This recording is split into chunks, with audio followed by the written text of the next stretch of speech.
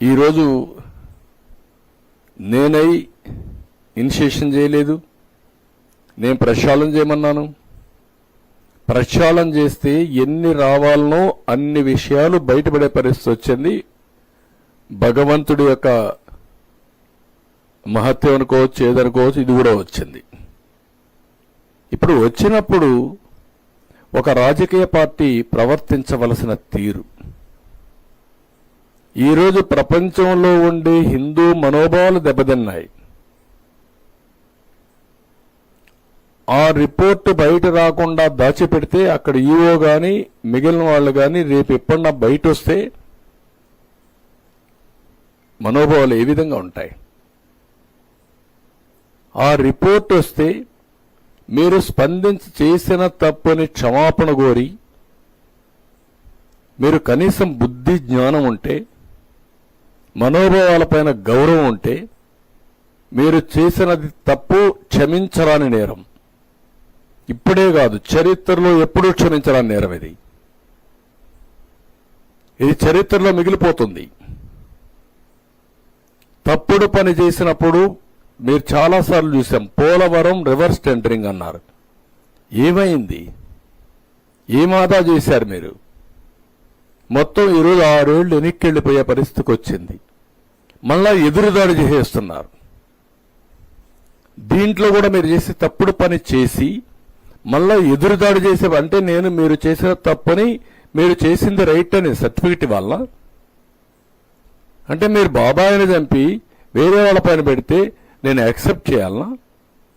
వెంకటేశ్వర స్వామికి అపచారం చేసి మళ్ళా మీరు ఎదురుదాడి చేస్తే, లేకుంటే ఆ రిపోర్ట్ని తారుమారు చేసి మీకు నేను సహకరించాలనా? అంటే ఏమనుకుంటున్నారు మీరు? నిన్నటి నుంచి చూస్తున్న ఒక్కొక్కరి స్టేట్మెంట్లు కడుపు రగిలిపోతుంది, గుండె తరక్కుపోతుంది, ఆవేశం వస్తుంది. ప్రతి ఒక్కరికి సెంటిమెంట్ ఉంటాయి. మీకు నమ్మకం లేకపోవచ్చు. నమ్మకం లేకపోతే మీరు దూరంగా ఉండండి. నేను ఎప్పుడు కూడా ఒకటే చేశాను, ముఖ్యమంత్రిగా ఉన్నంత వరకు మత సామరస్యాన్ని కాపాడడం నా బాధ్యత. రెండోది, నేను నచ్చిన దేవుడికి పూజ చేసుకోవడం నా కర్తవ్యం. అట్లని చెప్పి వేరే మతాలను ఎప్పుడు కూడా నేను ద్వేషించడం కానీ అపచారం చేయలేదు. ఒకసారి చర్చిలపైన దాడులు జరిగితే నేనే ఇన్వెస్టిగేషన్కి వెళ్ళాను. మెదక్, తాడేపల్లిగూడెం రెండు కూడా చాలా స్టబన్గా యాక్ట్ చేసి మళ్ళా అలాంటి సంఘటనలు పునరావృతం కాకుండా చేశాను. మత సామరస్యాన్ని కాపాడాం. ఇప్పుడు మీరు చేసింది ఇన్ని చేసి ఇష్టానుసారంగా బాధ్యతారహితంగా భక్తుల మనోభావాలు దెబ్బతినే విధంగా చేసిన అపచారాలన్నీ కప్పిపుచ్చుకుంటూ ఎదురుదాడి చేస్తే తప్పు ఒప్పైపోతుందని, అపచారం